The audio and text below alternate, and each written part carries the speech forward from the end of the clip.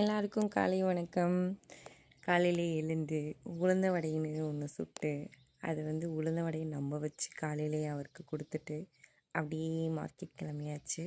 சாட்டர்டேனால ஏதாவது நல்லா கிடைக்கும், வாங்கி குக் பண்ணலாம் ஃப்ரெஷ்ஷாக அப்படின்னு நினச்சி போனது. ஆனால் ஒரே ஏமாற்றமாக போச்சு.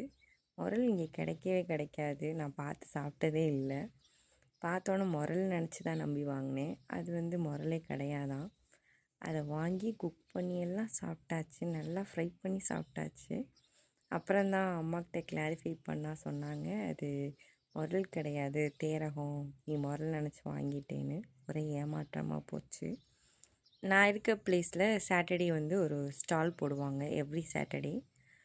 நம்ம போய் சும்மா சுற்றி பார்க்கலாம், ஆனால் நமக்கு பிடிச்ச ஸ்நாக்ஸ்லாம் எதுவும் இருக்காது.